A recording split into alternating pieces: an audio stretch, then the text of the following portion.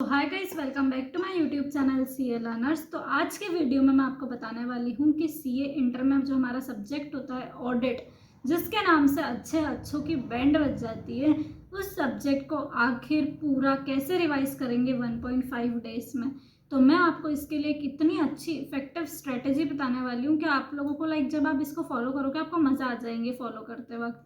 सबसे पहले बिना टाइम वेस्ट के स्टार्ट करते हैं कि स्ट्रेटेजी में हमको क्या करना है। आखिर देखो, अब तुम लोग जब एग्ज़ाम देके आए हो, अभी आए होंगे जस्ट, और उसके बाद तुम मेरी वीडियो देख रहे हो। ये वीडियो देखते से ही तुम लोगों को थोड़ा बहुत, अगर 10-15 मिनट कुछ भी करना हो काम, तो वो करके तुमको पढ़ाई करने बैठना है। और इस जो स्ट्रेटेजी है उसमें मैं आपको ये नहीं बताने वाली हूँ कि आपको कितने चैप्टर्स कितने टाइम में करना है। नॉर्मली मैं बताती हूँ हर वीडियो में, पर इस वीडियो में ये ऑडिट के लिए मैं आपको नहीं बताऊंगी, क्योंकि ऑडिट जो रहता है वो ऐसा सब्जेक्ट है, थ्योरी है, उसको लर्न करने का टाइम जो है वो सभी का अलग अलग होता है।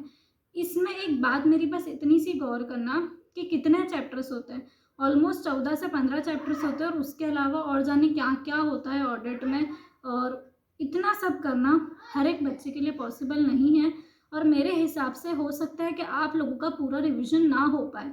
तो इस सिचुएशन में हमको बिल्कुल भी नहीं घबराना है। आप यकीन नहीं करोगे, मेरे सिर्फ 4 से 5 चैप्टर्स रिवाइज हो पाए थे एग्ज़ाम टाइम पे 1.5 डेज में, राइट। और वो चैप्टर्स थे जो कि बहुत छोटे थे। उसके बाद भी मैंने हिम्मत नहीं हारी और मैं एग्ज़ाम देने गई। मेरी जगह अगर कोई और होता ना, तो डेफिनेटली मैं बोल रही हूँ कि वो तो हिम्मत हार गया होता, 4-5 चैप्टर्स में वो कतई नहीं जाता एग्ज़ाम देने। पर मैं गई, मैंने पूरा 100 नंबर का पेपर जो है वो अटेम्प्ट करा, और मेरे अच्छे नंबर आ गए, और मैंने जितना करा नहीं था मेरे उससे ज़्यादा नंबर आ गए। तो ये कैसे पॉसिबल हुआ आखिर, तो वो जो है वो मैं आपको बताने वाली हूँ। इसमें बहुत सारे लोग बोलेंगे कि आपके साथ ऐसा हो गया, हमारे साथ भी ऐसा हो, वो ज़रूरी नहीं है, तो आप हमको मिसगाइड मत करो, फलाना ढिमकाना, बहुत सारी चीज़ें वो बोलने वाले। तो मैं आप लोगों को अभी बता देती हूँ कि प्लीज़ आप लोग चले जाओ, आपको विश्वास नहीं होगा, पर ये मेरे फॉलोड स्ट्रेटजी है। और मेरी फ्रेंड जो है, हम दोनों ने साथ में मिलकर ये स्ट्रेटजी फॉलो करी थी, उसको भी रिजल्ट मिला है, मुझे भी रिजल्ट मिला है। तो मेरे को थोड़ा बहुत 99% में श्योर हूँ कि आपको भी मिलेगा, पर फिर भी 1% ऐसा रहता है कि नहीं होगा। तो सबसे पहले देख लेते हैं कि स्ट्रेटेजी है क्या आखिर। देखो, सबसे पहली बात, आप लोग भी हो सकता है कि मेरी सिचुएशन में रहो, 5 से 6 चैप्टर्स जो है आप लोगों के रिवाइज हो, तो प्लीज़ बिल्कुल मत घबराना, और एक बार मेरे बारे में सोचना कि मैं गई थी, तो आप लोगों को भी एग्ज़ाम देने तो ज़रूर जाना है, और आपके पास कोई ऑप्शन ही नहीं है क्विट करने का, राइट। तो हम एग्ज़ाम देने जाएंगे, वहाँ पर पेपर आपको जैसे ही मिलेगा और 15 मिनट का टाइम मिलेगा। इस 15 मिनट के टाइम में आपको आखिर क्या करना है, वो क्वेश्चंस जो कि उन 4 से 5 चैप्टर में से आए हैं, और वो भी 4 से 5 चैप्टर मैंने वेटेज देखकर नहीं करे थे, सिंपल देखकर करे थे। मैंने पहले ही बोल दिया ऑलरेडी कि वो सारे चैप्टर्स छोटे और सिंपल थे। तो जो भी आपने कराओ उसमें से गारंटी पेपर में बहुत सारे क्वेश्चंस आए होंगे। तो वो सारे क्वेश्चंस, अगर 4 से 5 क्वेश्चंस भी है ना, तो सबसे पहले वो 4 से 5 क्वेश्चंस देख लेना कि ये है, और उन पर एक पेंसिल से टिक लगा लेना कि ये करना है मेरे को। अब एग्ज़ाम जैसे स्टार्ट होगी, वो 5 से 6 क्वेश्चंस ऐसे लिखना, हमको टाइम की तो अब कोई चिंता ही नहीं, क्योंकि हमको तो पूरे पेपर में आते ही सिर्फ 4 से 5 क्वेश्चन है, तो टाइम का तो हमको कुछ है ही नहीं ऐसा। 4 से 5 क्वेश्चन मतलब सब पार्ट्स है ना, तो ज़रूरी नहीं कि 4 से 5 क्वेश्चन पूरे जितना भी आपको आता है वो क्वेश्चंस आराम से लिखना शुरू करना, और इतना अच्छे से लिखना, वो आपको एटलीस्ट बहुत अच्छे से आना चाहिए। तो स्टार्टिंग के 4 से 5 चीज़ जो क्वेश्चन है वो आपने अभी तक बहुत ही अच्छे से लिख दिए होंगे, राइट। तो इस वजह से आपका ऑलरेडी एक इम्प्रेशन जो है वो एग्जामिनर के ऊपर सेट हो चुका है कि बच्चा जो है वो बहुत अच्छा परफॉर्म कर रहा है पूरे पेपर में। 5 से 6 क्वेश्चंस जब आप स्टार्टिंग में इतना प्रॉपर तरीके से लिखोगे, उसके बाद अब आपको वो क्वेश्चन करने हैं। ऐसे कुछ चैप्टर्स होंगे जो आपने पहले करे होंगे, पर आप एग्जाम के टाइम पर उसका रिविजन नहीं कर पाए, तो हम मान के चलते हैं कि 2-3 चैप्टर्स ऐसे होंगे। तो उन 2-3 चैप्टर्स में से हम मानते हैं कि 2-3 क्वेश्चंस जो हैं वो आए होंगे एग्जाम में। अब नेक्स्ट आपको वो 2 से 3 क्वेश्चंस ऐसे लिखने जो आपको कहीं ना कहीं आइडिया है, पर बहुत कम आइडिया, क्योंकि आपका रिवीजन जो है लास्ट मोमेंट पे उसका नहीं हुआ था। फिर वो क्वेश्चंस आएंगे, तो उससे एग्जामिनर को ऐसा लगेगा कि ठीक है, पर्सन थोड़ा नॉर्मल लिख रहा है। लास्ट में अब आप लोगों को वो क्वेश्चंस लिखना है जिसको आपका आइडिया भी नहीं है। सबसे मेजर डाउट अब इसी स्थिति में आएगा आप लोगों का कि अब हम कैसे लिखे वो क्वेश्चन, हमको कुछ तो उसका आइडिया नहीं, तो फिर हम कैसे लिख सकते हैं। देखो, आप सभी ने बीकॉम के एग्ज़ाम, अपनी स्कूल की एग्ज़ाम्स में कभी ना कभी ऐसी चीज़ें लिखी होगी जो हमको बिल्कुल नहीं आती, फिर भी हमने लिखी है।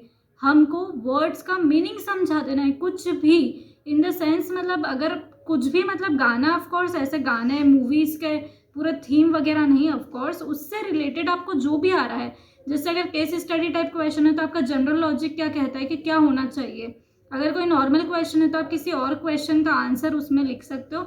ऐसे मतलब लास्ट के जितने भी क्वेश्चन है उसमें हमको करना है। तो उससे क्या होगा, आपको पहले जितने मार्क्स मिलने थे उतना आपको ऑलरेडी मिल चुके हैं। लास्ट के क्वेश्चंस आपके फर्स्ट क्वेश्चंस के नंबर को अफेक्ट नहीं करने वाले।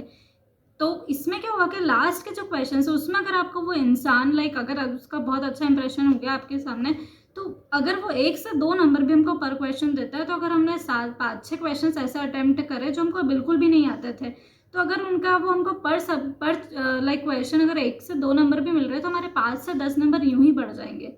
फिर बात आती है कि ये हमने पूरा 100% पेपर अटेम्प्ट कर लिया, ठीक है। अब हमको क्या हो रहा है कि टाइम का भी कोई ऐसा प्रॉपर मैनेजमेंट नहीं चाहिए कि लास्ट क्वेश्चंस तो यूं भी हमको नहीं आते थे, तो उसमें जितना आप लिख सको उतना हमने लिख दिया। मेरे टाइम पर ऑडिट का पेपर ऑलमोस्ट पूरा डायरेक्ट आया था। डायरेक्ट इन द सेंस मतलब कि जो क्वेश्चन है as it is what is वाले क्वेश्चन आते हैं ना, कि ये क्या होता है, डिफरेंस बताओ, ये सब ऐसे केस स्टडी बेस्ड इतने क्वेश्चन मेरे टाइम पर नहीं आए थे, और आपके टाइम पर भी बहुत ज़्यादा नहीं आ जाएंगे। तो जो डायरेक्ट क्वेश्चंस रहते हैं वो बहुत ज़्यादा स्कोरिंग रहते हैं। नेक्स्ट टिप जो है कि पढ़ने का पैटर्न क्या होना चाहिए, हम रिवीजन किस हिसाब से करें। एक चैप्टर्स वो होते हैं जिसमें पॉइंट्स मिलेंगे आपको, और दूसरे टाइप के चैप्टर्स वो होते हैं जिसमें पैराग्राफ्स मिलेंगे बड़े बड़े। जो पॉइंट्स वाले चैप्टर है वो काफ़ी आसान होते हैं पढ़ना। उसमें आपको इस टाइम पर एग्जाम के 1.5 डेज पहले सिर्फ जो पॉइंट्स रहते हैं वो लर्न करने हैं। अंदर का मैटर इस टाइम पर आपको नहीं पढ़ना है, क्योंकि देखो कोर्स है इतना सारा, हम सब कुछ नहीं पढ़ सकते, हमें बहुत सिलेक्टिव होकर पढ़ना पड़ेगा। वो इंसान जो है वो आपका सब पूरा आंसर, अगर आप 1-1.5 पेज का आंसर लिख रहे हो तो वो पूरा ऑफकोर्स एक वर्ड चेक नहीं करेगा। अगर वो बुलेट पॉइंट्स आपके देख लेता है कि बिल्कुल सही है, तो जो बुलेट पॉइंट्स वाला आंसर रहता है उसमें आपको गारंटी फुल नंबर मिलेंगे। और अंदर का जो है आपको थोड़ा बहुत तो आइडिया होगा ही, से हम कुछ तो भी नहीं लिखेंगे ना, थोड़ा बहुत आइडिया बहुत होता है अंदर का लिखने के लिए, पर बुलेट पॉइंट्स जो है वो बिल्कुल एज इट इज होने चाहिए। नेक्स्ट बात आती है कि पैराग्राफ वाला, मतलब आधा आपका बर्डन यहाँ पे ही कम हो गया, क्योंकि बुलेट पॉइंट्स बहुत कम रहते हैं और जो उसके अंदर का वो रहता है मैटर वो बहुत ज़्यादा रहता है। नेक्स्ट बात आती है कि पैराग्राफ वाले जितने भी क्वेश्चंस रहते हैं उनको कैसे प्रिपेयर करें। देखो पूरा पैराग्राफ अगर आप इस टाइम पर एग्जाम के टाइम पर पूरा पैराग्राफ पढ़ोगे फिर उसको लर्न करोगे तो ये पॉसिबल नहीं है। उसमें से आपको एक से मतलब पूरा ऑफकोर्स पढ़ नहीं सकते हो, 1 से 2 लाइन्स ऐसी होगी जो आपने पहले पढ़ते वक्त मार्क करी होगी कि ये इंपॉर्टेंट है, या फिर आपको याद होगी कि ठीक है ये इतना काम का है, उसमें से ये कीवर्ड्स फटाफट उसको अपनी लैंग्वेज में समझा ये। और सबसे मेन डाउट आता है कि क्या हम एग्जाम में अपनी मेन लैंग्वेज में लिख सकते हैं, ओन लैंग्वेज मतलब, तो बिल्कुल आप लिख सकते हो, लेकिन जो कीवर्ड्स है उसका ध्यान रखते हुए आपको लिखना है। तो मेरे हिसाब से आप बिल्कुल क्लियर होंगे कि पैराग्राफ्स में हमको पूरे पैराग्राफ नहीं पढ़ने हैं, सिर्फ 1 से 2 लाइन्स पढ़नी है और कीवर्ड्स का याद रखना है, और बाकी जो है हम अपने ओन लैंग्वेज में लिख सकते हैं। और जो पॉइंट्स वाले चैप्टर्स रहते हैं उसमें सिर्फ बुलेट पॉइंट्स याद रखने हैं। पढ़ने का तरीका मैंने बता दिया, एग्जाम के 15 मिनट को पेपर को प्रेजेंट कैसे करना है वो तरीका हमको आ गया है। और पेपर में बहुत ज़्यादा चालाकी करने की कोशिश मत करना, जितनी स्पेस भर सकते हो उतनी भरना, ओवर मत करना, क्योंकि एग्जामिनर जो है ना वो आपके कीवर्ड्स ढूंढेगा। अगर उसको अपने पेपर में सारे कीवर्ड्स मिल जाते तो वो उस बेसिस पे नंबर देगा। आप बहुत सारी चीज़ें लिखोगे तो इसका मतलब ये नहीं कि आपको बहुत ज़्यादा नंबर मिल जाएंगे। और देखो सबसे मेन डाउट और सबसे मेन जो डीमोटिवेशन का कारण होता है कि हमारा पूरा कोर्स नहीं हुआ है और हम टेंशन कर रहे हैं, तो बिल्कुल टेंशन मत करो। मैंने सिर्फ अपना एग्जाम्पल दिया कि अगर मैं सिर्फ 4 से 5 चैप्टर्स करके एग्जाम में जा सकती हूँ और एग्ज़ाम क्लियर कर सकती हूँ, तो आप भी ज़रूर कर सकते हैं। और देखो डीमोटिवेट होकर घर पे बैठने से अच्छा है कि हम जितना भी करा है उसमें कॉन्फिडेंट हो अपने ऊपर और हम एग्ज़ाम में जाए और करके दिखाए।